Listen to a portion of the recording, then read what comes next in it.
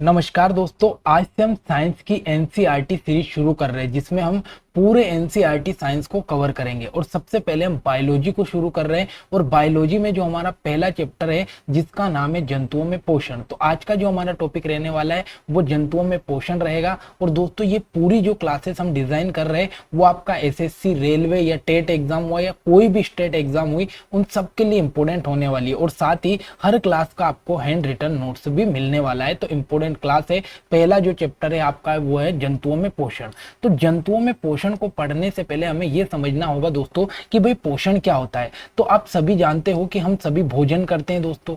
और ये जो भोजन है ये भोजन क्यों करते हैं? तो भोजन इसलिए किया जाता है क्योंकि हमारे शरीर को एक तो ऊर्जा मिल जाएगी और एक आपके शरीर का निर्माण हो जाएगा। तो भोजन हम क्यों करते हैं? क्योंकि शरीर को ऊर्जा चाहिए और शरीर का निर्माण करने के लिए हम भोजन करते हैं। तो इसी शरीर को ऊर्जा देना या शरीर का निर्माण करना ही क्या कहलाता है दोस्तों? पोषण कहलाता है। तो आपसे डेफिनेशन नहीं पूछेगा लेकिन आपको पता होना चाहिए कि यार पोषण क्या है। तो पोषण वो विधि है जिसमें हम भोजन को ग्रहण करते हैं और भोजन को ग्रहण करने के बाद में हमारे शरीर को एक तो ऊर्जा प्राप्त होती है और एक अपने शरीर का निर्माण होता है। तो इसी विधि को कहा जाता है पोषण। अब दोस्तों पोषण विधि के आधार पर हमने जीवों को दो भागों में बांटा। एक तो जीव आते हैं जो स्वपोषी कहलाते हैं। और दोस्तों स्वपोषी जीव में कौन आते हैं? तो पौधे आते हैं। मतलब आप सभी ने देखा होगा कि जो पौधे होते हैं वो अपना भोजन स्वयं बनाते हैं। तो पौधे अपना भोजन स्वयं बनाते हैं, इसीलिए इनको अपन ने नाम दिया कि भाई ये तो क्या है, ये तो स्वपोषी है। और एक नाम आता है दोस्तों विषमपोषी। मतलब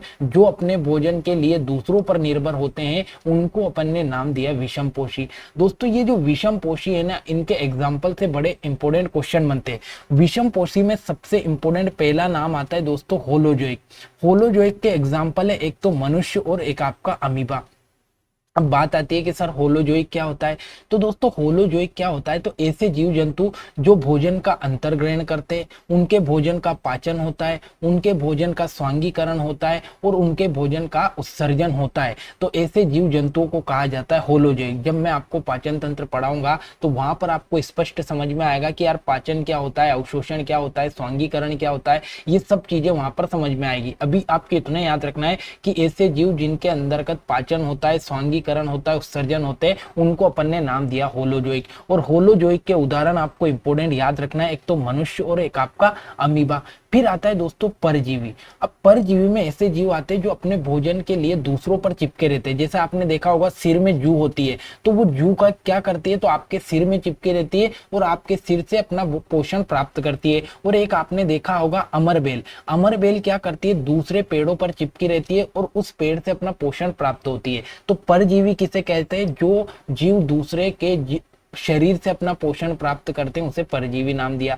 एक होता है दोस्तों मृतोपजीवी। अब मृतोपजीवी कौन से जीव होते हैं? तो ऐसे जीव जो सड़े गले पदार्थ से अपना भोजन प्राप्त करते हैं उनको नाम दिया मृतोपजीवी। जैसे आपका कवक हो गया, बैक्टीरिया हो गया और आपका मशरूम हो गया। ये कवक, बैक्टीरिया और मशरूम कहाँ पाए जाते हैं? तो ऐसी जगह जहां पर सड़ी गली चीजें होती है वहां पर ये पाए जाते हैं, क्योंकि ये सड़े गले या मृत पदार्थ से ही अपना भोजन ग्रहण करते हैं। तो इन्हीं को नाम दिया अपन ने मृतोपजीवी।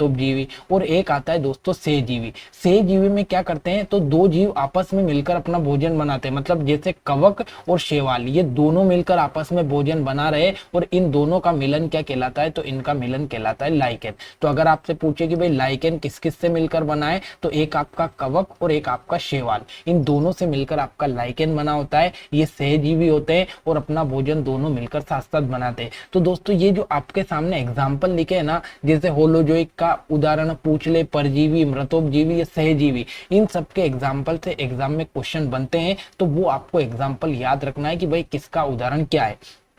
अब दोस्तों दो तीन पौधे ऐसे हैं जो कीट भक्षी है, मतलब कीटों से अपना भोजन प्राप्त करते हैं, जिसमें पहला नाम आता है वीनस फ्लाई ट्रैप, एक आता है पिंचर प्लांट और एक आता है सनड्यू। तो ये तीन ऐसे पौधे हैं जो क्या करते हैं? तो कीटों से अपना भोजन प्राप्त करते हैं। मतलब ये कीटों को खाते हैं और अपना पोषण प्राप्त करते हैं। तो आप देख सकते हो कि अलग अलग तरीके के जीव जंतु है, अलग अलग जगह से अपना भोजन प्राप्त कर रहे हैं, भोजन प्राप्त करके अपना पोषण कर रहे हैं, अपने शरीर को ऊर्जा दे रहे हैं, अपने शरीर का निर्माण कर रहा है और उनका शरीर चल रहा है।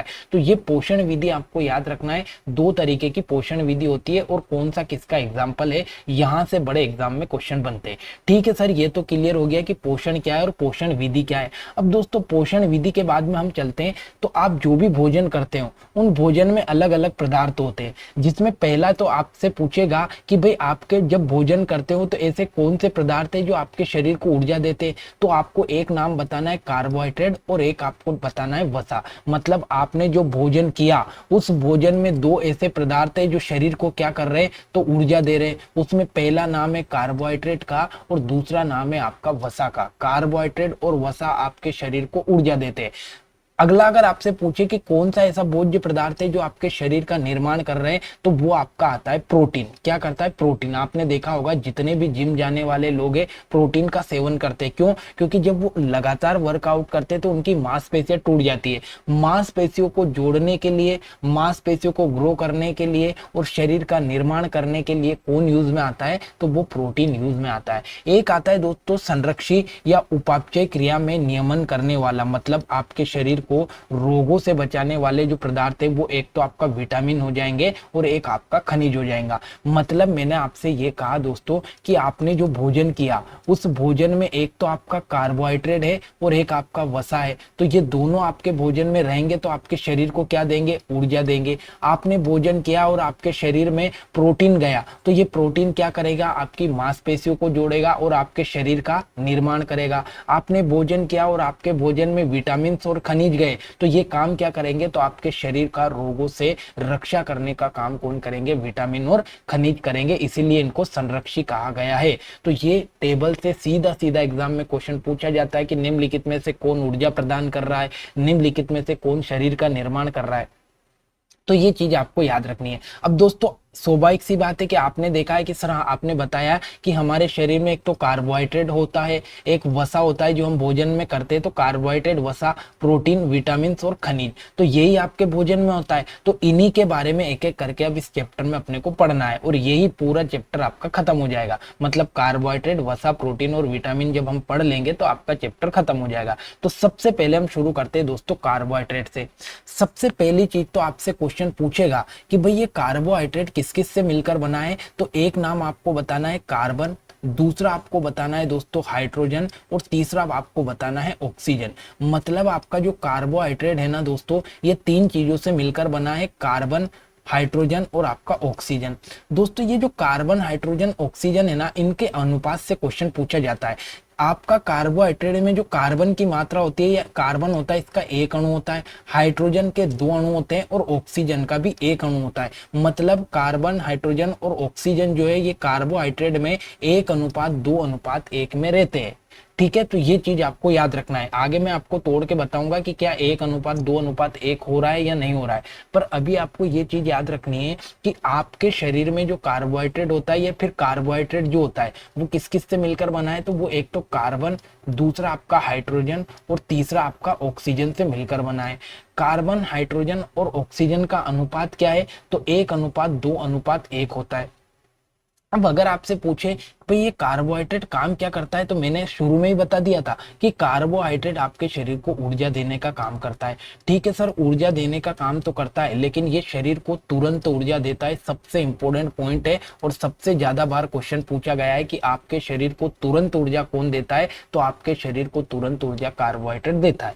आपने देखा होगा कि बहुत सारी बार जब भी चक्कर आते हैं या फिर आपको हॉस्पिटल में एडमिट करते हैं तो ग्लूकोज की बोतल चढ़ाते हैं या फिर ग्लूकोज पिलाया जाता है। तो ग्लूकोज क्यों पिलाया जाता है, क्योंकि वो ग्लूकोज एक प्रकार का कार्बोहाइड्रेट है और जब कार्बोहाइड्रेट आप पी लोगे या ग्लूकोज आप पी लोगे तो आपके शरीर को तुरंत ऊर्जा मिल जाती है। तो शरीर को तुरंत ऊर्जा देने का काम कौन करता है, तो कार्बोहाइड्रेट करता है। और कार्बोहाइड्रेट के 1 ग्राम से आपको कितनी ऊर्जा मिलती है, तो 4 किलो कैलोरी आपको यहाँ पर ऊर्जा मिलती है। तो ये चीज आपको याद रखना है कि जब भी आप कार्बोहाइड्रेट ले रहे हो तो 1 ग्राम कार्बोहाइड्रेट से हमें 4 किलो कैलोरी ऊर्जा मिलती है। ठीक है, इसके स्रोत पूछे तो अनाज हो गए, फल हो गए, दूध हो गई और शर्करा हो गई। तो ये चीज आपको इंपोर्टेंट याद रखना है। अब मैंने आपसे ये कहा दोस्तों कि कार्बन, हाइड्रोजन और ऑक्सीजन का अनुपात 1:2 और आपका 1 होता है। अब देखो मैं यहाँ पर आपके सामने एक फॉर्मूला लिख रहा हूँ, C6H12 और O6। ये काय का सूत्र है, तो ये ग्लूकोज का सूत्र है। ग्लूकोज का सूत्र है। और ग्लूकोज क्या है दोस्तों, तो ये एक प्रकार का कार्बोहाइड्रेट है। अब ग्लूकोज एक प्रकार का कार्बोहाइड्रेट है, इसमें आपका कार्बन आपको दिखाई दे रहा है, हाइड्रोजन दिखाई दे रहा है और आपका ऑक्सीजन दिखाई दे रहा है, ठीक है। अब यहाँ पर मैंने आपसे ये कहा कि जो भी कार्बोहाइड्रेट होगा उसमें कार्बन, हाइड्रोजन और ऑक्सीजन का अनुपात 1 होगा। देखो यहाँ पर 6 है, तो 6 से अपन 6 को काटेंगे तो 6 कम 6 तो मतलब 6 हो गया, 6 दूने 12 तो ये आपका हाइड्रोजन 2 हो गए, और फिर 6 कम 6 मतलब ये हो गए। मतलब अगर कार्बोहाइड्रेट देखेंगे और कार्बोहाइड्रेट में ग्लूकोज को हम देखेंगे तो ग्लूकोज में भी कार्बन का 1 अणु है, हाइड्रोजन का 2 अणु है और ऑक्सीजन का 1 अणु है। तो इस प्रकार से हम यहाँ पर देख सकते हैं कि ये कार्बोहाइड्रेट है और कार्बोहाइड्रेट में कार्बन, हाइड्रोजन और ऑक्सीजन का अनुपात 1:2:1 होता है। लेकिन दोस्तों एक ऐसी शक्कर है जो कि कार्बोहाइड्रेट का अपवाद है, वो कौन सी है, तो वो है आपकी डीऑक्सीराइबोस शर्करा। ये अपवाद क्यों है, क्योंकि इसमें कार्बन के 5 अणु हैं, हाइड्रोजन के 10 अणु हैं और ऑक्सीजन के 4 अणु हैं। मतलब 5 से अपन 10 को काटेंगे तो 5 एकम 5 और 5 दून 10 तो कट जाएगा, लेकिन 5 से कहीं से कहां तक 4 नहीं कटेगा, तो इसीलिए ये एक तरह का अपवाद है। लेकिन क्या है, तो डीऑक्सीराइबोस शर्करा तो है, लेकिन ये शक्कर होने के बाद भी कार्बोहाइड्रेट का अपवाद है। एक चीज और आपको क्लियर करवा देता हूं दोस्तों कि जितनी भी शर्करा होती है ना, ये जब भी आपके सामने शर्करा का नाम आ जाए, मतलब आप ये समझ लेना कि आपसे बात कर रहा है कार्बोहाइड्रेट की। तो जितनी भी शर्करा होती है वो सारी की सारी शर्करा क्या होती है, कार्बोहाइड्रेट होती है, ठीक है। तो इस स्लाइड से आपको 2-3 चीजें याद रखनी है। कार्बोहाइड्रेट में कार्बन, हाइड्रोजन, ऑक्सीजन का अनुपात 1:2 है। शरीर को तुरंत ऊर्जा कौन देता है, कार्बोहाइड्रेट देता है, और कितनी दे रहा है, तो 4 किलो कैलोरी पर ग्राम ऊर्जा ये आपको दे रहा है। और कार्बोहाइड्रेट का एक अपवाद है डीऑक्सीराइबोस शर्करा, ठीक है। अब ये जो कार्बोहाइड्रेट है ये 3 प्रकार का होता है जो आपको याद रखना है। पहले नंबर पर आता है दोस्तों मोनोसेकेराइड। क्या नाम आता है, तो पहला प्रकार आता है मोनोसेकेराइड। अब मोनो का मतलब होता है एक, मतलब ऐसा कार्बोहाइड्रेट जिसमें शक्कर का 1 अणु हो। मैंने आपसे कहा था कि जब भी कार्बोहाइड्रेट नाम आए मतलब आपको याद रखना है शक्कर या शर्करा। तो ऐसा कार्बोहाइड्रेट जिसमें शक्कर का 1 अणु हो उसे कहा जाता है मोनोसेकेराइड। मोनोसेकेराइड के उदाहरण आपको इंपोर्टेंट याद रखना है, एक तो ग्लूकोज हो जाएगा, एक आपका फ्रक्टोज हो जाएगा और एक आपका गैलेक्टोज हो जाएगा, ठीक है। तो ये 3 आपको उदाहरण याद रखना है। एग्जाम में क्वेश्चन पूछेगा कि निम्नलिखित में से कौन मोनोसेकेराइड का उदाहरण है, तो ग्लूकोज, फ्रक्टोज और गैलेक्टोज। दोस्तों इस ग्लूकोज की बात करें ना, तो इस ग्लूकोज को कोशिकी ईंधन कहा जाता है। एक तो इसको कोशिकी ईंधन कहा जाता है, और अगर आपसे पूछे कि भाई अंगूर में कौन सी शर्करा पाई जाती है, तो अंगूर में आपका ग्लूकोज पाया जाता है।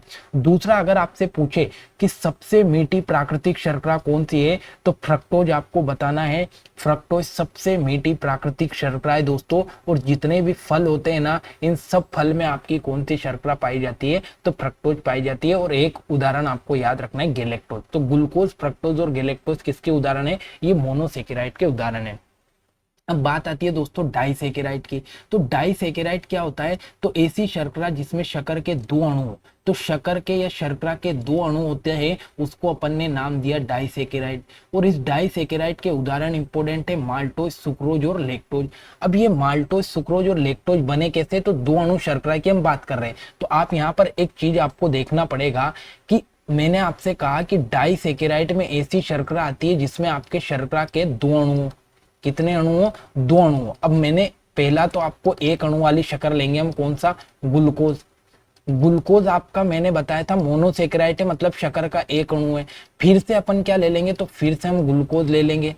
तो ग्लूकोज आपका 1 अणु वाली शर्करा है, और 1 अणु और 1 अणु मिलकर आपका कितने हो गए, 2 अणु। कितने हो गए, 2 अणु। और 2 अणु वाली शर्करा मतलब डाइसेकेराइड बन गई। तो ग्लूकोज और ग्लूकोज को जब हम मिलाएंगे दोस्तों, तो क्या बनेगा, आपका माल्टोज बनेगा। क्या बनेगा, माल्टोज। फिर से अपन ने क्या लिया दोस्तों, फिर से ग्लूकोज लिया, और ग्लूकोज के साथ में अपन ने मिलाया दोस्तों क्या, फ्रक्टोज। फ्रक्टोज मतलब ग्लूकोज भी 1 अणु वाली शर्करा है और फ्रक्टोज भी 1 अणु वाली शर्करा है, और दोनों मिलकर 2 अणु वाली शर्करा बन जाएगी। तो ग्लूकोज और फ्रक्टोज ने मिलकर क्या बनाया, तो सुक्रोज बनाया। क्या बनाया, सुक्रोज बनाया। और तीसरे नंबर पर फिर हम ग्लूकोज लेंगे, और ग्लूकोज भी 1 अणु वाली शर्करा है, और उसके अलावा एक आती है गैलेक्टोज।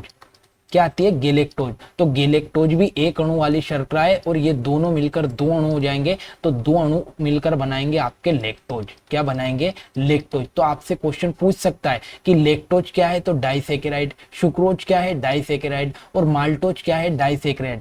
माल्टोज किससे मिलकर बना है, तो ग्लूकोज और ग्लूकोज से मिलकर माल्टोज बना है। सुक्रोज किससे मिलकर बना है, तो ग्लूकोज और फ्रक्टोज से। और ग्लूकोज और गेलेक्टोज से मिलकर लेक्टोज बना है। तो माल्टोज, सुक्रोज और लेक्टोज किसके उदाहरण है, तो ये डाइसेकेराइड के उदाहरण है, जो कि आपको यहाँ दिखाई दे रहे हैं। देखो माल्टोज अपन ने देखा था सबसे पहले ग्लूकोज और ग्लूकोज ने मिलकर बनाया था, और ये माल्टोज अंकुरित अनाज में पाया जाता है। मोस्ट इंपोर्टेंट आपको याद रखना है। एक आता है सुक्रोज, तो मैंने आपको बताया था कि जब ग्लूकोज में फ्रक्टोज मिलाएंगे तो सुक्रोज बनेगा, जो कि गन्ने में पाया जाता है। और इसी गन्ने से आपके घर की शक्कर बनती है दोस्तों, जिससे आप चाय बनाते हो, तो इसीलिए सुक्रोज को कहा जाता है टेबल शुगर। तो टेबल शुगर किसे कहा जाता है, सुक्रोज को। क्यों, क्योंकि ये सुक्रोज आपका गन्ने से प्राप्त होता है, और इसी गन्ने से आपके घर में जो चीनी होती है वो बनती है। और एक आपका आता है लेक्टोज दोस्तों। तो ये जो लेक्टोज है ना, ये दूध में पाई जाने वाली शर्करा है। तो अगर आपसे क्वेश्चन पूछे कि दूध में पाई जाने वाली शर्करा कौन सी है, तो आपको बताना है लेक्टोज। ठीक है, तो ये तो बात हुई मोनोसेकेराइड और डाइसेकेराइड की। तीसरा जो कार्बोहाइड्रेट का प्रकार है दोस्तों, वो है पॉलीसेकेराइड। पॉलीसेकेराइड क्या होता है, तो ऐसी शर्करा जिसमें 10 से ज्यादा अणु शक्कर के हो, उसको कहा जाता है पॉलीसेकेराइड। पॉलीसेकेराइड के उदाहरण इंपोर्टेंट आपको याद रखना है, cellulose, starch, glycogen, chitin, pectin, ये आपको उदाहरण याद रखना है। इंसुलिन अभी छोड़ो, ठीक है। तो आपको सेल्यूलोज, स्टार्च, ग्लाइकोजन और काइटिन, ये चार सबसे इंपॉर्टेंट उदाहरण याद रखने हैं, जो कि किसके उदाहरण है, तो ये पॉलीसेकेराइड के उदाहरण है। एग्जाम में यहीं से सबसे ज्यादा क्वेश्चन बनते हैं, मोनो, डाई और पॉलीसेकेराइड के उदाहरण कौन कौन से, तो ये चीज आपको याद रखना है। ये तो बात हुई दोस्तों कार्बोहाइड्रेट की। अब एक आपने प्रकार सुना होगा कि जब भी हम शक्कर को ग्रहण करते हैं या फिर हम कार्बोहाइड्रेट लेते हैं दोस्तों, तो ये कार्बोहाइड्रेट अपने शरीर में जाता है। अब जितने कार्बोहाइड्रेट की या जितने ग्लूकोज की अपने को जरूरत होती है, उतना ग्लूकोज हम ऊर्जा के रूप में यूज कर लेते हैं। बाकी जो ग्लूकोज होता है ना दोस्तों, आपके शरीर में ग्लाइकोजन के रूप में संचित हो जाता है। किसके रूप में, ग्लाइकोजन के रूप में आपके शरीर में ग्लूकोज संचित हो जाता है। अब मान लो कभी क्या होता है कि जो ग्लूकोज है, इस ग्लूकोज को ग्लाइकोजन में बदलने का काम कौन कर रहा है, तो एक हार्मोन है जिसका नाम है इंसुलिन हार्मोन। अगर आपके शरीर में इंसुलिन हार्मोन्स की कमी हो जाती है, और इंसुलिन हार्मोन्स की अगर कमी हो जाती है, तो जो आपका ग्लूकोज है वो ग्लूकोज किस में नहीं बदलेगा, ग्लाइकोजन में नहीं बदलेगा। और अगर ग्लूकोज ग्लाइकोजन में नहीं बदलेगा, तो आपके शरीर में शर्करा की मात्रा बढ़ जाएगी, और अगर शर्करा की मात्रा बढ़ जाएगी तो आपके शरीर में शुगर की बीमारी हो जाएगी। तो अगर आपसे कभी भी क्वेश्चन पूछ सकता है कि भाई शुगर की बीमारी किस हार्मोन्स की कमी के कारण होती है, तो अगर इंसुलिन हार्मोन्स की कमी हो जाती है ना दोस्तों, तो ये ग्लूकोज ग्लाइकोजन में नहीं बदलेगा, और ग्लूकोज अगर ग्लाइकोजन में नहीं बदलेगा तो फिर आपके शरीर में शुगर की मात्रा बढ़ जाती है, और इसीलिए आपको शुगर की बीमारी हो जाती है। तो आपने देखा होगा जितने भी शुगर वाले पेशेंट है वो बाहर से इंसुलिन का इंजेक्शन लगवाते हैं। क्यों, क्योंकि उनके शरीर में इंसुलिन की कमी होती है। तो ये चीज आपको याद रखनी है कि ग्लूकोज को ग्लाइकोजन में कौन बदलता है, इंसुलिन बदलता है। अब दोस्तों कुछ ऐसी शर्कराएं जिनको हम बोलते हैं अपचायक शर्करा, जिनके आपको बस उदाहरण याद रखना है, ज्यादा चीजें नहीं है। ग्लूकोज, फ्रक्टोज, गेलेक्टोज, लेक्टोज और माल्टोज, तो जितनी भी शर्करा है वो सब कितने आ रही है, अपचायक में। लेकिन अनअपचायक का एक ही उदाहरण याद रखना है, सुक्रोज। आपके घर की जो टेबल शुगर है या गन्ने से प्राप्त शुगर है या जो आपके घर में शुगर है, वो किसका उदाहरण है, तो वो अनअपचायक शर्करा का उदाहरण है। बस इतनी चीजें आपको याद रखनी है। तो ये यहाँ पर आपका कार्बोहाइड्रेट खत्म होता है। कार्बोहाइड्रेट किस किस से मिलकर बना हुआ है, कार्बोहाइड्रेट के कितने प्रकार है और उनके कौन कौन से एग्जाम्पल है, ये आपको याद रखना है, इंपॉर्टेंट है, यहीं से क्वेश्चन बनते हैं। ठीक है, अब बात करते हैं दोस्तों वसा की। तो वसा की अगर हम बात करें दोस्तों, तो सबसे पहली चीज तो आपको ये याद रखना है कि ये जो वसा होता है ना, ये भी कार्बन, हाइड्रोजन और ऑक्सीजन से मिलकर बनते हैं। लेकिन दोस्तों इनमें क्या होती है, ऑक्सीजन की कमी होती है। पहली चीज आपको याद रखना है, मतलब ये कार्बन, हाइड्रोजन, ऑक्सीजन से तो मिलकर बने होते हैं, लेकिन ऑक्सीजन की इनमें क्या होती है, कमी होती है। फिर दूसरा पॉइंट आपको याद रखना है कि ये जल में अघुलनशील होते हैं। मतलब आपने देखा होगा कि आपके घर में घी या तेल होते हैं, और घी और तेल की बूंद अगर पानी में गिर जाए तो वो जल में नहीं घुलेगी, वो ऊपर तैरती रहेगी। तो जो वसा है ना, वो वसा भी घी और तेल ही होता है। तो ये जल में क्या होते हैं, तो ये जल में अघुलनशील होते हैं, ये किस में घुलनशील होते हैं? तो ये कार्बनिक पदार्थों में घुलनशील होते हैं। तो वसा जल में नहीं घुलते, किस में घुलते हैं? कार्बनिक पदार्थ में घुलते हैं। अब दोस्तों ये जो वसा है ना, ये वसा का 1 ग्राम आपको कितनी ऊर्जा दे रहा है? 9.1 किलो कैलोरी। जब अपन ने कार्बोहाइड्रेट पढ़ा था तो वहां पर मैंने आपको ये बताया था कि कार्बोहाइड्रेट हमें 4 किलो कैलोरी ऊर्जा दे रहा है, 4 किलो कैलोरी पर ग्राम ऊर्जा दे रहा है। लेकिन ये जो वसा है ना, ये वसा हमें बहुत ज्यादा ऊर्जा दे रहा है, 9.1 किलो कैलोरी। तो अगर आपसे क्वेश्चन पूछे कि आपके शरीर को सबसे ज्यादा ऊर्जा कौन देता है, तो सबसे ज्यादा ऊर्जा देता है दोस्तों वसा। लेकिन ये जो वसा है ना, ये ऊर्जा तो सबसे ज्यादा देते हैं, लेकिन कैसे देते हैं? तो धीरे धीरे देते हैं। क्यों देते हैं दोस्तों धीरे धीरे? क्योंकि मैंने आपको बताया कि वसा जो होते हैं ना, इनमें ऑक्सीजन की कमी होती है, और अगर ऑक्सीजन की कमी है तो इनका पाचन देर से होगा, और पाचन देर से होगा तो ये ऊर्जा धीरे धीरे देंगे। लेकिन शरीर को सबसे ज्यादा जो ऊर्जा देते हैं वो वसा देते हैं, लेकिन ऊर्जा धीरे धीरे देते हैं। और कार्बोहाइड्रेट क्या कर रहा है? ऊर्जा तो कम दे रहा है, लेकिन तुरंत ऊर्जा दे रहा है। तो दोनों में अंतर आपको याद रखना है, ज्यादा ऊर्जा वसा देते हैं और तुरंत ऊर्जा कार्बोहाइड्रेट देते हैं। और वसा आपका धीरे धीरे पाचन होता है, क्योंकि ऑक्सीजन की कमी होती है, इसलिए ये ऊर्जा धीरे धीरे देते हैं। अब सबसे इंपॉर्टेंट क्वेश्चन आपसे पूछेगा दोस्तों कि वसा जो है वो किस किस से मिलकर बना हुआ है। तो एक तो आपको याद रखना है दोस्तों ग्लिसरॉल, और एक आपको याद रखना है वसी अम्ल। ग्लिसरॉल और वसी अम्ल, इन दोनों को अगर हम एस्टर बंध से बांधेंगे या एस्टर बंध से बंधेंगे तो ये किसका निर्माण करेंगे? तो ये वसा का निर्माण करेंगे। तो अगर आपसे पूछे कि ग्लिसरॉल और वसी अम्ल किस बंध के द्वारा जुड़े होते हैं, तो ये एस्टर बंध के द्वारा जुड़े होते हैं। और किसका निर्माण कर रहे हैं? तो ये वसा का निर्माण कर रहे हैं। जब हम पाचन तंत्र पढ़ेंगे तो वहां पर मैं आपसे पूछूंगा कि ये वसा है वो किस में टूटेगा? तो वसा आपका वसी अम्ल और ग्लिसरॉल में टूटता है। ठीक है, तो ये चीज आपको याद रखना है। तो वसा जो है वो ग्लिसरॉल और वसी अम्ल से मिलकर बना है, और इनके बीच में कौन सा बंध है? तो इनके बीच में एस्टर बंध है। तो इतनी चीजें आपको वसा से याद रखनी है। अब दोस्तों एक तो वसा का प्रकार होता है संतृप्त वसा, और एक होता है असंतृप्त वसा। क्या होता है संतृप्त? देखो, ऐसा वसा जिसमें कार्बन और कार्बन के बीच में सिंगल बॉन्ड हो, मतलब कार्बन और कार्बन के बीच में सिंगल बॉन्ड हो, वो वसा कहलाता है आपका संतृप्त वसा। मैंने कहा कि वसा जो होते हैं वो कार्बनिक यौगिक में घुलनशील होते हैं। तो ऐसा वसा जिसमें कार्बन और कार्बन के बीच में सिंगल बॉन्ड हो, एक बॉन्ड हो, उसे कहा जाता है संतृप्त वसा। और संतृप्त वसा जो होते हैं दोस्तों, ये जम जाते हैं। मतलब आपने आपके घर में घी देखा होगा तो वो जमा रहता है, बटर देखा होगा जमा रहता है, नारियल का तेल देखा होगा वो भी जमा रहता है, और चर्बी जो रहती है वो भी जमी रहती है। तो ऐसे वसा जो सामान्य ताप पर जम जाते हैं, जिनमें कार्बन और कार्बन के बीच में सिंगल बॉन्ड होता है, तो वो क्या कहलाते हैं? आपके संतृप्त वसा कहलाते हैं। और एक होता है दोस्तों असंतृप्त वसा। तो असंतृप्त वसा में जो कार्बन और कार्बन होता है ना, इनके बीच में डबल बॉन्ड होते हैं। कैसे बॉन्ड होते हैं? डबल बॉन्ड होते हैं, और ये कभी भी नहीं जमते। मतलब असंतृप्त वसा कभी भी नहीं जमते। मतलब आपने देखा होगा आपके घर में जितने भी तेल है, मूंगफली का तेल हो गया, वनस्पति का तेल हो गया, सरसों का तेल हो गया, तो ये सारे जो तेल होते हैं ना, ये किसके उदाहरण है? तो ये असंतृप्त वसा के उदाहरण है, क्योंकि ये असंतृप्त वसा कभी भी नहीं जमते। अब दोस्तों क्या होता है कि मान लो असंतृप्त वसा है, इस असंतृप्त वसा को संतृप्त वसा में चेंज करना है। मतलब असंतृप्त वसा तो जमता नहीं है, लेकिन इसको जब हम संतृप्त वसा में चेंज कर देंगे तो ये जम जाएगा। तो असंतृप्त वसा को संतृप्त वसा में चेंज करने की क्रिया कहलाती है दोस्तों हाइड्रोजनीकरण। क्या कहलाती है? तो हाइड्रोजनीकरण कहलाती है। मतलब हम क्या करेंगे? तो असंतृप्त वसा लेंगे। जैसे असंतृप्त वसा का अपन ने एग्जाम्पल ले लिया वनस्पति तेल, वनस्पति का तेल ले लिया। और ये जो वनस्पति का तेल है ना, इस वनस्पति के तेल में अपन ने क्या कर दिया? तो हाइड्रोजन मिला दिया। हाइड्रोजन जब मिला देंगे तो इसका क्या हो जाएगा? हाइड्रोजनीकरण हो जाएगा। और दोस्तों एक उत्प्रेरक काम करेगा यहाँ पर, जिसका नाम है निकिल। तो क्या करेंगे हम? वनस्पति के तेल में या असंतृप्त वसा में हाइड्रोजन मिलाएंगे तो हाइड्रोजनीकरण हो जाएगा। एक उत्प्रेरक काम करेगा निकिल, और उत्प्रेरक निकिल के उपस्थिति में जब हम अभिक्रिया करवाएंगे तो ये वनस्पति तेल किसमें परिवर्तित हो जाएगा? तो वनस्पति घी में परिवर्तित हो जाएगा। वनस्पति घी में परिवर्तित हो जाएगा, या फिर संतृप्त वसा में परिवर्तित हो जाएगा। तो अगर आपसे क्वेश्चन पूछे दोस्तों कि असंतृप्त वसा को संतृप्त वसा में कैसे परिवर्तित किया जाता है, तो वो क्रिया है आपका हाइड्रोजनीकरण, मतलब हाइड्रोजन मिला के। और उत्प्रेरक के रूप में काम कौन कर रहा है इसमें? तो इसमें उत्प्रेरक के रूप में निकिल काम कर रहा है। तो ये 2-3 पॉइंट आपको याद रखना है। वसा से कई बार एग्जाम में क्वेश्चन यहाँ से पूछ लिए जाते हैं। ठीक है, तो दोस्तों ये तो बात हुई वसा की। अब अगला अपन चलते हैं प्रकार प्रोटीन।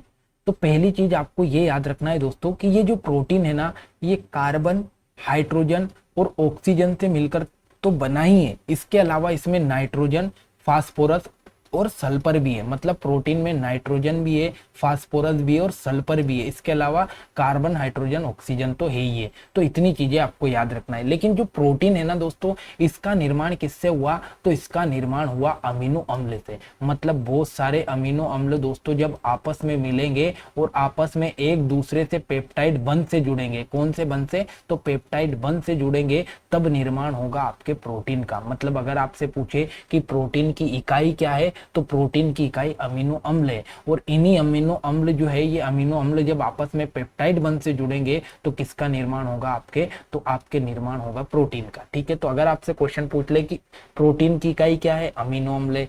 प्रोटीन में जो अमीनो अम्ल है वो किस बंध द्वारा जुड़े होते हैं? तो ये पेप्टाइड बंध द्वारा जुड़े होते हैं। अगर आपसे क्वेश्चन पूछे कि प्रोटीन की खोज किसने की, तो मुल्डर के द्वारा की गई है। लेकिन इनको प्रोटीन नाम किसने दिया? तो इनको प्रोटीन नाम दिया बर्जीलियस के द्वारा। तो बर्जीलियस ने नाम दिया है और खोज किसने की? मुल्डर के द्वारा की है। मैंने आपसे ये कहा था कि आपके शरीर की वृद्धि और विकास करने का काम कौन करता है? प्रोटीन करता है। तो शरीर का निर्माण करना है, शरीर का वृद्धि करना है या निर्माण या विकास करना है, सब काम कौन करता है? प्रोटीन करता है। एक दोस्तों ये प्रोटीन क्या करता है? तो जितने भी हार्मोन्स है, इन हार्मोन्स का संश्लेषण भी करता है। मतलब हार्मोन्स का निर्माण भी कौन करता है? तो प्रोटीन करता है। और प्रोटीन ही क्या करता है दोस्तों? तो जो आपका गैसीय संवहन है, मतलब आपके पूरे शरीर में कार्बन डाइऑक्साइड या O2 है, उनको पूरे शरीर में पहुंचाने का काम भी कौन करता है? तो ये प्रोटीन ही करते हैं। अलग अलग प्रकार के प्रोटीन होते हैं जिनके अलग अलग काम होते हैं। लेकिन आपको दो तीन चीजें याद रखना है। प्रोटीन किससे मिलकर बने? अमीनो अम्ल से। कौन सा बंध है? पेप्टाइड बंध। प्रोटीन की खोज मुल्डर ने की, नाम बर्जीलियस ने दिया है। काम क्या है? तो शरीर का वृद्धि विकास करना, हार्मोन्स का संश्लेषण करना, ये इनका काम है। अब दोस्तों टोटल अगर आपसे पूछे कि भाई प्रकृति में टोटल कितने प्रकार के अमीनो अम्ल पाए जाते हैं, तो टोटल 20 प्रकार के अमीनो अम्ल पाए जाते हैं। और इन 20 प्रकार के अमीनो अम्ल में से 10 अमीनो अम्ल तो अपने शरीर में ही बन जाते हैं और 10 अमीनो अम्ल अपने को बाहर से, प्रकृति से या भोजन से प्राप्त करने पड़ते हैं। मतलब प्रोटीन बनाने के लिए टोटल 20 अमीनो अम्ल चाहिए। इन 20 में से 10 तो अपने शरीर के अंदर ही बन रहे और बाकी जो 10 बचे हैं वो अपन कहाँ से प्राप्त करते हैं? तो वो भोजन से या बाहर प्रकृति से हम इनको प्राप्त करते हैं। ठीक है, तो ये प्रोटीन के बारे में आपको याद रखना है। अब दोस्तों क्या होता है कि एक आपने नाम सुना होगा सोयाबीन।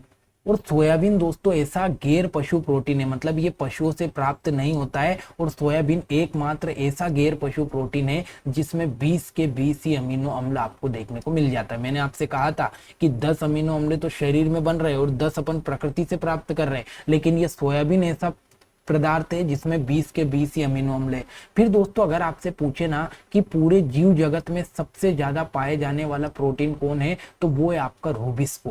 कौन सा है? रूबिस्को, जो कि हरित लवक में पाया जाता है। मतलब अगर आप देखो पूरे जीव जगत में क्या हो गए, तो आपके पेड़ पौधे भी आ गए और आपके जंतु भी आ गए। इन दोनों में अगर सबसे पूरे जीव जगत में देखें तो सबसे ज्यादा पाए जाने वाला जो प्रोटीन है उसका नाम है रूबिस्को। लेकिन सिर्फ जंतु की बात करें, पौधों को छोड़ देते हैं हम और सिर्फ जंतु की बात करें, तो जंतुओं में सबसे ज्यादा पाए जाने वाले प्रोटीन का नाम है कोलेजन।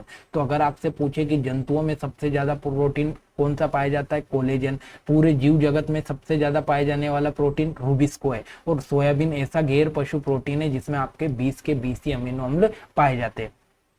अब बात आती है दोस्तों कि मान लो आपके शरीर में प्रोटीन की कमी हो गई, और प्रोटीन की अगर कमी हो जाती है तो उससे दो तरीके के रोग होते हैं। एक तो रोग होता है मरासमस, जो कि 1 साल तक के बच्चों में होते हैं, और एक रोग होता है क्वाशीयोरकर, जो कि 1 से 5 साल तक के बच्चों में होता है। तो अगर आपसे कभी भी क्वेश्चन पूछ ले कि प्रोटीन की कमी से कौन कौन से रोग होते हैं, तो दो रोग के नाम आपको याद रख रहे हैं, मरासमस और क्वाशीयोरकर। ये दोनों रोगों का संबंध किससे है? तो ये प्रोटीन से। अब मैंने आपसे कहा था कि अलग अलग प्रकार के प्रोटीन है और अलग अलग चीजों में पाए जाते हैं। दोस्तों अगर आपसे पूछे ना कि भाई दालों में कौन सा प्रोटीन पाया जाता है, तो आपको बताना है दालों में प्रोलेमिन्स पाए जाते हैं। देखो ये जोड़ी गलत बनी हुई है, सामने का सामने आपको याद रखना है। ठीक है, तो दालों में कौन सा प्रोटीन पाया जाता है? तो प्रोलेमिन पाया जाता है। फिर आपसे पूछे अनाज में कौन सा प्रोटीन पाया जाता है? तो ग्लूटेलिन पाया जाता है। दूध में कौन सा प्रोटीन है? तो दूध में केसिन प्रोटीन है।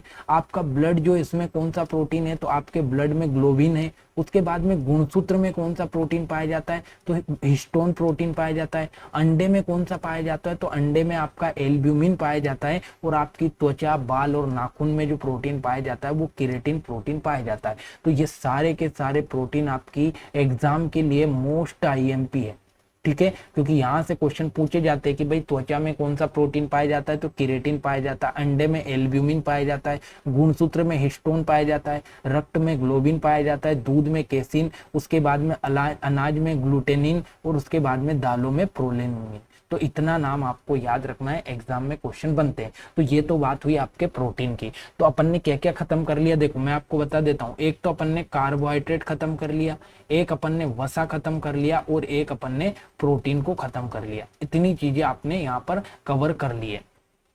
अब बात करते हैं दोस्तों विटामिन की, मोस्ट इंपोर्टेंट। अगर आपसे क्वेश्चन पूछे दोस्तों कि विटामिन क्या है, तो आपको बताना है विटामिन एक प्रकार के कार्बनिक यौगिक है। सबसे ज्यादा बार क्वेश्चन पूछा गया कि विटामिन क्या है, तो ये एक प्रकार के कार्बनिक यौगिक है। दोस्तों जो विटामिन है ना, ये ना तो आपके शरीर को ऊर्जा देते हैं, ना ही आपके शरीर का निर्माण करते हैं।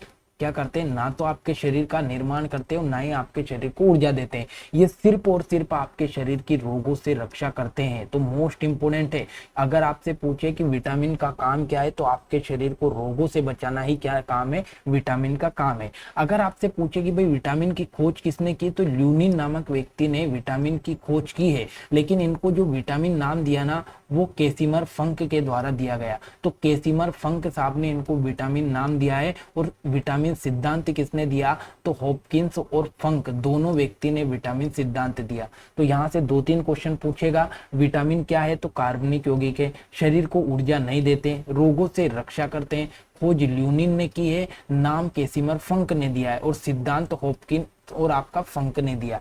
अब दोस्तों कुछ ऐसे विटामिन है जो जल में घुलनशील है। क्या है? कुछ ऐसे विटामिन है जो जल में घुलनशील है। तो इनके उदाहरण, एग्जाम्पल आपको इंपोर्टेंट याद रखना है। एक तो विटामिन बी और एक आपका विटामिन सी। ये दोनों इंपोर्टेंट है, दोनों ही क्या है? तो ये जल में घुलनशील है। और आपके कुछ ऐसे विटामिन है जो वसा में घुलनशील है। वो आपके आते हैं ए, डी, ई और आपका के।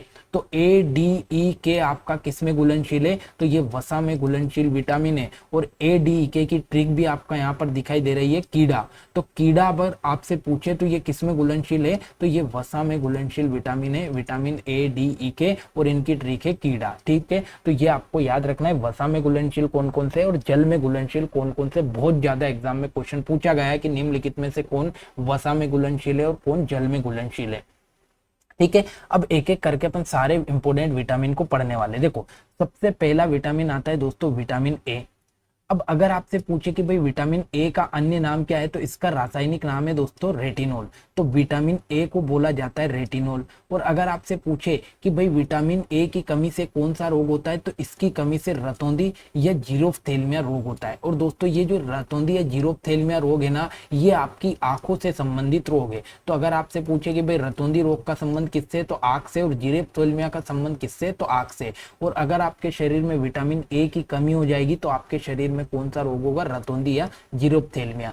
अब अगर आपसे पूछे कि भाई विटामिन ए का सबसे बेहतरीन स्रोत क्या है, तो सबसे अच्छा स्रोत है आपका गाजर, ठीक है। तो विटामिन ए का सबसे अच्छा स्रोत है दोस्तों गाजर, ये आपको याद रखना है। बात करते हैं दोस्तों विटामिन डी की। तो ये जो विटामिन डी है ना, इसका वैज्ञानिक नाम है कैल्सीफेरोल, या साइंटिफिक नेम पूछे, रासायनिक नाम पूछे तो कैल्सीफेरोल। लेकिन विटामिन डी को सनशाइन विटामिन के नाम से भी जाना जाता है। मोस्ट इंपोर्टेंट विटामिन है। विटामिन डी को कैल्सीफेरोल बोला जाता है और इसी को सनशाइन विटामिन भी बोला जाता है। विटामिन डी की अगर आपके शरीर में कमी हो गई, तो आपको रिकेट्स या ओस्टियोमलेशिया रोग हो जाता है, जो कि आपकी हड्डियों को कमजोर कर देता है। तो विटामिन डी का संबंध हड्डियों से है और रोग है आपके रिकेट्स और ओस्टियोमलेशिया। और विटामिन डी का सबसे अच्छा स्रोत है सूर्य का प्रकाश, ठीक है। तो सूर्य के प्रकाश से हमें विटामिन डी मिलता है।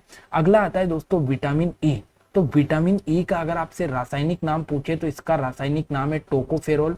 और इससे की कमी से लोगों में बांझपन की बीमारी देखने को मिलती है, ठीक है। तो बांझपन इसका सबसे बड़ा रोग है, ठीक है। और प्रजनन क्षमता कम कर देता है और आरबीसी का निर्माण कम करता है। उसके बाद में आता है दोस्तों विटामिन के। विटामिन के का रासायनिक नाम अगर आपसे पूछे, तो फिलोक्विनोन है, ठीक है। ये काम क्या करता है, तो अगर आपके शरीर में विटामिन के की कमी हो गई तो ऐसी स्थिति में रक्त का थक्का नहीं जमता है। तो अगर आपसे पूछे कि कौन से विटामिन की कमी से रक्त का थक्का नहीं जमता है, तो विटामिन के की अगर कमी हो जाती है शरीर में तो रक्त का थक्का नहीं जमता है। तो इस स्लाइड में अपन ने 4 विटामिन पढ़े, विटामिन ए, डी और आपका ई और के। तो विटामिन ए, डी, ई के आपने यहाँ पर पढ़े हैं। ये सारे के सारे जो विटामिन है दोस्तों, ये कैसे है, तो ये वसा में घुलनशील विटामिन है, वसा में घुलनशील विटामिन है। तो इनका नाम आपको याद रखना है, इनके अन्य नाम, रासायनिक नाम आपको याद रखना है, रोग कौन से हो रहे हैं और इनका स्रोत क्या है, ये आपको याद रखना है। एग्जाम में बड़े क्वेश्चन विटामिन से बनते हैं, मतलब जितनी भी एग्जाम है हर एग्जाम में एक क्वेश्चन बनता ही बनता है। अब बात करते हैं दोस्तों जल में घुलनशील विटामिन।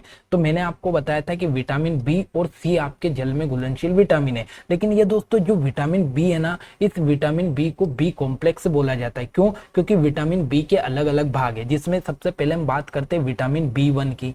तो दोस्तों विटामिन बी वन की हम बात करें तो इसका जो रासायनिक नाम है वो है आपका थायमिन। क्या नाम है?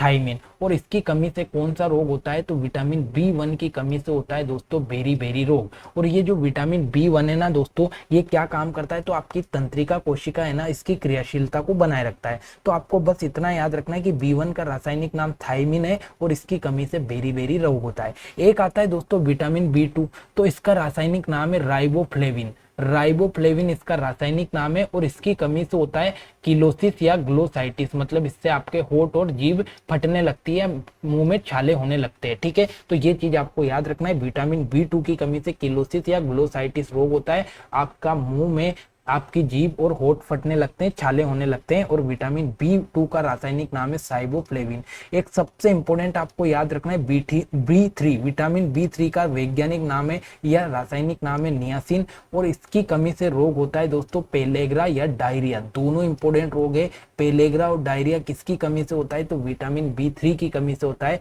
जिसका रासायनिक नाम है नियासिन। क्या नाम है? नियासिन। ठीक है, अगले पर चलते हैं दोस्तों अपन विटामिन बी फाइव।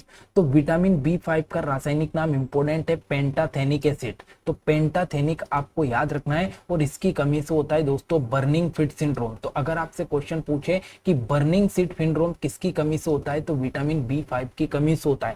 दोस्तों ये बर्निंग फिट सिंड्रोम क्या करता है, तो आपका जो पैर होता है ना, इस पैर की जो नीचे के तलवे होते हैं उनमें आपको जलन पैदा करता है, मतलब ऐसा लगता है कि पैर में आग लगी हुई है, तो इसलिए यहाँ पर आग का साइन बना हुआ है। तो आपको याद रखना है कि विटामिन बी फाइव का रासायनिक नाम है पेंटाथेनिक एसिड और बर्निंग फिट सिंड्रोम इसकी कमी से होता है। अगला आता है विटामिन बी सिक्स, इसका रासायनिक नाम है पायरिडोक्साइन और इसकी कमी से वेट लॉस और हेयर फॉल होता है। उसके बाद में विटामिन बी सेवन इंपोर्टेंट है, विटामिन बी सेवन इसका रासायनिक नाम है बायोटीन और इसकी कमी से होता है दोस्तों डर्मेटाइटिस। क्या होता है? डर्मेटाइटिस, मतलब आपकी जो त्वचा होती है ना, त्वचा से संबंधित रोग होता है विटामिन बी सेवन की कमी से और इसका रासायनिक नाम है बायोटीन। एक आता है विटामिन बी नाइन, तो इसका रासायनिक नाम है फोलिक एसिड और इसकी कमी से होता है मेगाब्लास्टिक एनीमिया, मतलब खून की कमी जब हो जाती है ना, तो ये आपका रोग होता है मेगाब्लास्टिक एनीमिया। तो विटामिन बी नाइन की कमी से होता है मेगाब्लास्टिक एनीमिया और विटामिन बी नाइन का रासायनिक नाम है फोलिक एसिड। एक सबसे इंपॉर्टेंट जो कि सबसे ज्यादा बार पूछा जाता है विटामिन बी ट्वेल्व और विटामिन बी ट्वेल्व का रासायनिक नाम है साइनोकोबाल्मिन। और ऐसा विटामिन जिसमें कोबाल्ट धातु पाई जाती है, तो वो कौन सा विटामिन है? विटामिन बी ट्वेल्व और इसकी कमी से आपको घातक एनीमिया होता है। तो मोस्ट इंपोर्टेंट है, घातक एनीमिया किससे होता है, तो विटामिन बी ट्वेल्व से होता है। और एक विटामिन आता है दोस्तों विटामिन सी और विटामिन सी का सबसे इंपॉर्टेंट रासायनिक नाम आपको याद रखना है, इसका रासायनिक नाम है एस्कार्बिक अम्ल।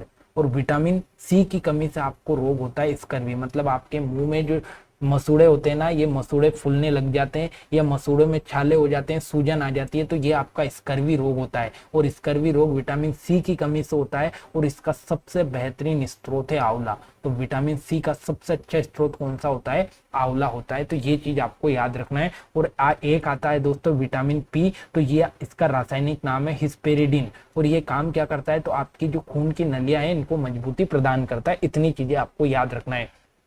तो दोस्तों अपन ने क्या शुरू किया था, तो सबसे पहले कार्बोहाइड्रेट अपन ने पढ़ लिया, वसा अपन ने पढ़ लिया, उसके बाद में प्रोटीन अपन ने पढ़ लिया और आपका विटामिन अपन ने पढ़ लिया। तो आपके भोजन में इतनी ही चीजें होती है जो आपके एग्जाम के लिए इंपॉर्टेंट है। इन सारी चीजों को मैंने आपके लिए कवर करवा दिया। तो आशा करता हूँ क्लास आपको अच्छी लगी होगी। क्लास अच्छी लगे तो लाइक कमेंट शेयर करना ना भूले। मिलते हैं अगली क्लास में एक नए टॉपिक के साथ, तब तक के लिए जय हिंद जय भारत।